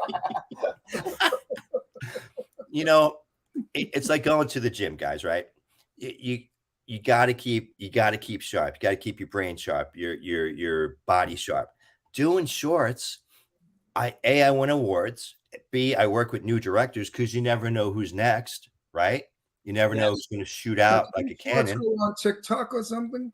The shorts are all over. I've won cons with shorts. I've won LA festivals with shorts, and it really gets my big nose out there because people recognize you. I did one short, Unlawful Duties. It's on Amazon Prime. I think we got like 1 million views. And I look at it, there's got to be one person of influence. Here I got 2 gentlemen of influence that have seen the movie. So now we're making that into a feature, and who's got the lead role? Me. So if you look at what I've got coming up, I got 3 scripts in front of me to do over the next month and a half. Mind you, I've got features coming up too, but I got to keep my instrument sharp. So working through the strikes, I got to do what I got to do. So I coach new actors. I teach them the business of the business, because it's show business, not show friends. I market. That was good. I like that. Show business, not show friends. I like that. Thank you. You can use that whenever you want. Yes. You guys, love you guys. Please fill.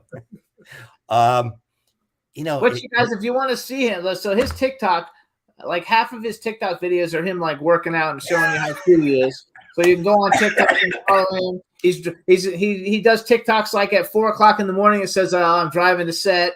All different kinds of things. But it is fun. It's entertaining, and his TikTok and his Instagram are It's Dennis Mallon.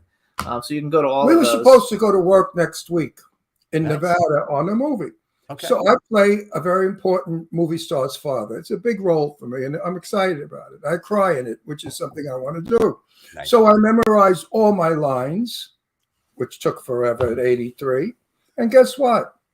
Now we're not doing it. I forgot them. Oh, okay. Because if I don't do them the day before or 3 days or week before, sure. How are you with lines? I'm good. I'm good with lines. Well, and I got to remember lines. So I got a method to it. Like good. Even with the shorts that I'm doing, I'll read the script cradle to grave a dozen times.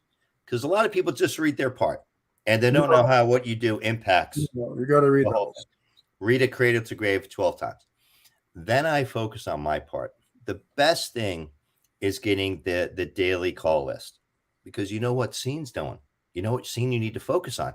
So though I might have everything crammed in, okay, I focus on that scene. So as you just said, you forgot everything before you went on. That's okay. It's up here, Ron. But tomorrow you're doing scene 5, pages 10 through 12, whatever it might be. Focus on that. Okay. You already have it up here. Now you're focused on the task at hand. And that's how I do it. That's how I do it. And that's how I do that with the sides. Yeah. You know, when I'm working, I read the sides and then I quickly go on the set and do it. Yeah. But from here to the camera, I can sometimes forget them. Betty Davis, who I knew, by the way, I'm name dropping, and screw you if you don't like it. I love it. But no, not you. I meant the audience. But Betty Davis said to me, I would talk to her about film always. She loved talking about her business. Mm-hmm. She said, Ron, I knew everybody's lines in the whole movie. Yeah.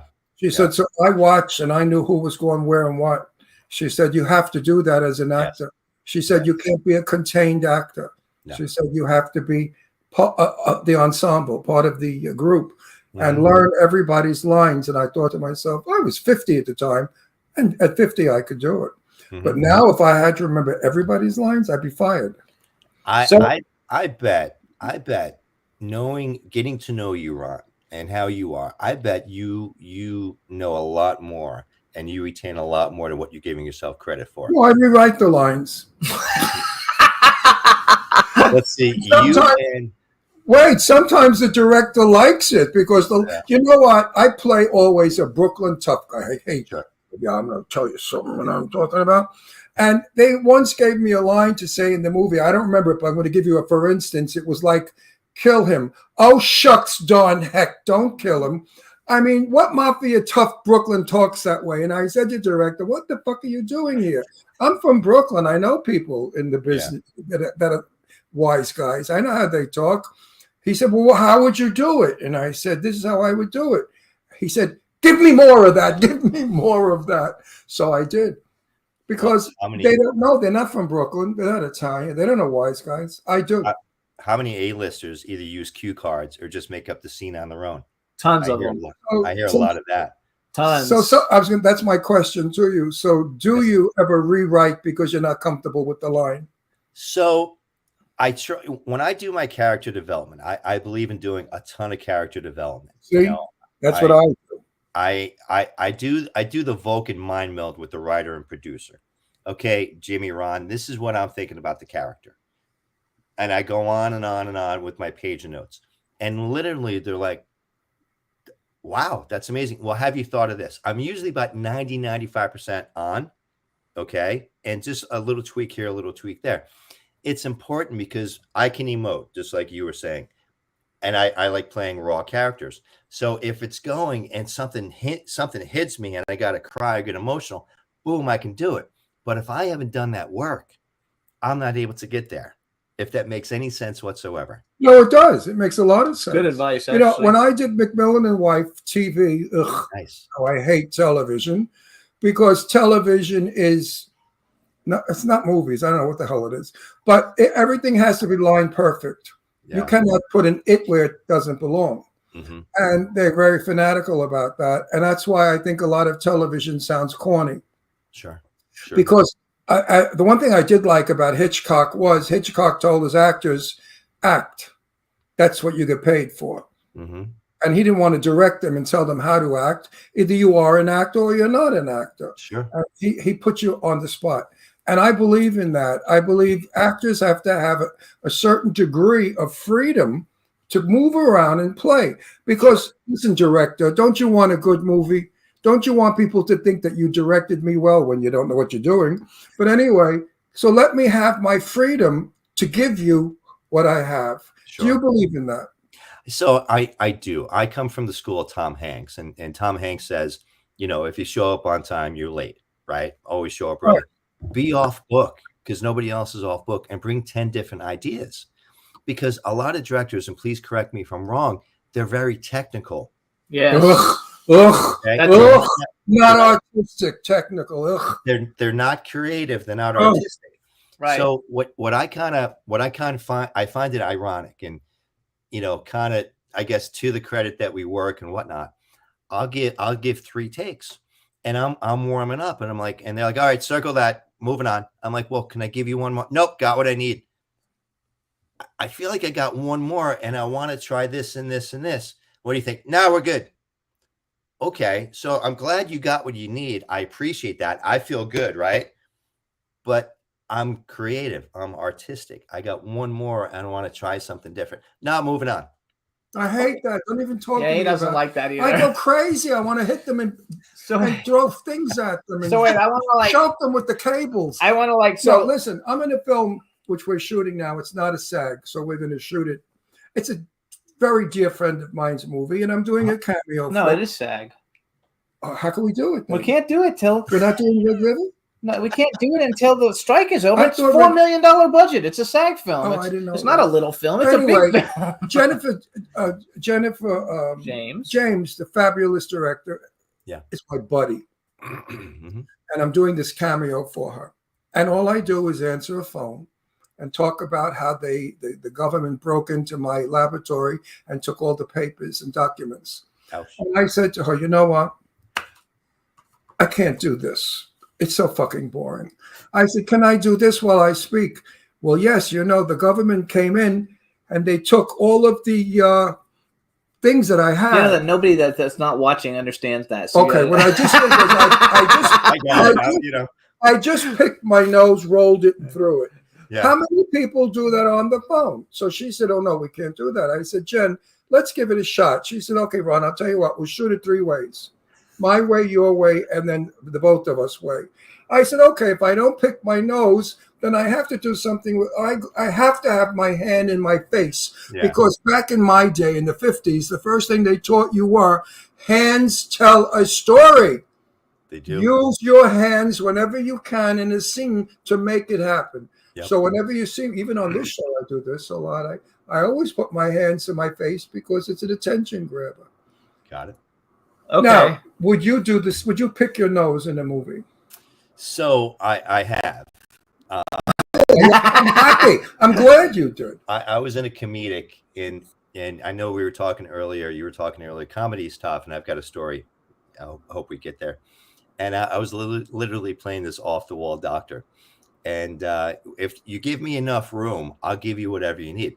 So I'm going into it, and I'm like, yeah. I love it. Yeah, oh no, not eating it. Not like, eating it. That's gross. Eating it. I threw mine on. You didn't get it. I saw it. You Okay. switched fingers. Right. No, sorry. So I did it, and the director's like, wait, what? That was brilliant. Can you do it again? I'm like, yeah, okay. So then you take it to the next level, and you just keep, if you give us enough room, okay? That's why I love the Mel Brooks. You cannot tell me all of his movies were scripted.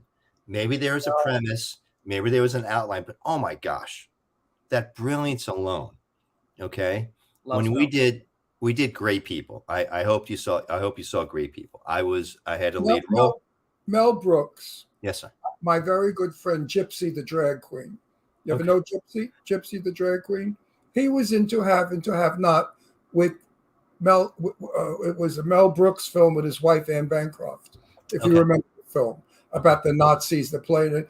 Anyway, he said that it was a wonderful set because he was not an actor, but he was given the freedom to be a silly, frightened, gay guy. Uh-huh. And Mel Brooks, he said, was wonderful. So I agree with you. Mel let everybody. Hitchcock also let everybody go. Sure. Good director. That's why. Wait, I want to brag real quick because we've got 5 minutes and I have a couple questions. Yes, sir. First of all, some other stuff you guys can see Dennis in. He was in Killing Reagan, which with the guy from SWAT. I love the guy from SWAT. Is also in that. Jumanji: The Next Level, The Irishman, The Devil's Advocate, and are you an MMA fighter? Do you know how to fight? So I have a first degree in Taekwondo. So okay, because I can take care of myself. You did a movie called MMA with, I don't know who Conan Lee is, but Mary Wilson's been on our show before she died. She was on our show. And Eric Roberts has been on the show. Yep. And Eric's a good guy. I'm working with with Mr. Roberts in 2 movies coming up. So yeah, that's cool. He's tall, right? He's like 6'5", 6'6". No, he's not tall. He's not that tall. He's short. No, he's not short. Littler than me. I'm 6 foot. No, I think he's I'm 6'1". I think he's about 5'11". Oh, So he came up to here. And I have to look at pictures because we took a bunch of pictures with him. You know what it is? He sort of hunches. He doesn't stand like this. Got it. He kind of roll like he doesn't have the best posture. But my favorite. But he's a great guy. I love him, and I don't call him Mr. I call him Eric. Oh, he likes he'll call him Eric. Do you ever see Best of the Best? That's like one of my favorite movies. Oh my gosh. That he's in. That's like one of my. I love those MMA fighting movies, like Warrior. We were talking earlier about with our other guest because I love Tom Hardy. I have the best picture of Eric and I on the red carpet of a movie, and he's got his hand over my mouth. And the caption is, "Oh boy, does he really say it?" Because I was talking about Eric in the film, and he didn't want me to say what I said. He went like that. And it's a Getty picture, so it's a wonderful picture of the two of us. That's awesome. So also, you guys follow Dennis on TikTok and Instagram. It's Dennis Mallon. We have 2.5 minutes. What do you want to say? What do you want to tell us? Well, I want to answer the questions that you guys asked the other guy to close it out. Come on. Oh, okay. There we go. That's my favorite question, too. All right. Male and female star that you would love to be on your bucket list, and any movie that you could have ever been in, what movie would you have been in? Godfather 1, 2, and 3. I've worked with Mr. Pacino 3 times. I'd love to have a one-on-one scene with him. We're both getting older, God willing. We had Gianni Russo on our show a couple of weeks ago, and he was like one of the guys in The Godfather. Oh, he's great. Johnny's a character. He's a character. All right, male and female. Movies, male and female. Jennifer Lawrence. Yes, Sandra Bullock. Jennifer Lawrence, Sandra Bullock are awesome. Two of my favorites. Anything that Denis Villeneuve directs. I love Dune 2 coming out, any of the stuff coming up. I'm a Frank Herbert fan. Was Dune good? We didn't see it. Was it good? Did you like it? Yeah, we didn't see it. It was. I've read all the books, and I like the Kyle MacLachlan version, '87, but I'm a big fan, so it just quick story. I finished the Mad Hatter, and my DP, Helena Hutchins, rest in peace, was killed that night that Dune 1 came out. So I'm rushing from set to see Dune 1. I get a text message. Did you hear what happened to Helena? That's terrible. Yeah. So, but Gladiator, any Star Wars movie. I did a different podcast. Gladiator, the guy who plays is a friend. I'm really good friends with his wife. The guy who's the big gladiator, the older guy in there. I forgot his name now. Isn't that funny? Who fights Russell Crowe? You know, the really big guy. He's a friend of ours. I was supposed to play that part. You know, they saw my physique, my enormous muscles. Look. See? I see it, Ron. Yeah. And they wanted me to be the gladiator that beats everybody up. I wouldn't play that part. Too violent. So you guys, this is Dennis Mallon. Yeah, you guys follow Dennis on Instagram and TikTok. It's Dennis Mallon. Check out his film, Gray People. Is your TV series Daddy We're Back? Is it out yet or no? It's out. Yes, sir. It's on. It's on YouTube. I think it's on a few other networks too. So look up Daddy We're Back. He plays the dad. There's 8 episodes. And when the Italians come out, that'll be a fun one. So check out all this stuff. That. I'm going to let you know what I think of that one. When that one comes out. So this is Dennis, you guys. We want to thank you for coming on the show. Congratulations on doing everything. Thanks for having me. And we'll see you soon. And I'll see you on TikTok and Instagram and Facebook. Gentlemen, love you. Thank you. Appreciate you. Thank you, Jersey. Thank you, Jersey. All right, everybody. Thanks so much for tuning in. We'll see you guys next week. Chat room, thanks so much for being in there, everybody. And Julia, we're happy to see you back. Hope all is well. And we'll see you guys next week. Bye, everybody. Bye, everybody. Have a good one. Sunlight can turn out to be so wrong. Yeah, we in the mix. Yeah, we in the mix. It's another episode. Here we go. The Jimmy Star Show with Ron Russell. Interviewing the hottest, newest, and truest of today's celebrities. Make sure to subscribe so you can get notified weekly. Jimmy Star, he's the king of cool. Ron Russell, he's a gorgeous dude. Chat room is live and you would be a fool not to vibe with us at the Jimmy Star Show with Ron Russell. So come watch it live on W4CY Radio. Miss some past episodes? Download on iTunes. The Jimmy Star Show with Ron Russell. It's the Jimmy Star Show with Ron Russell.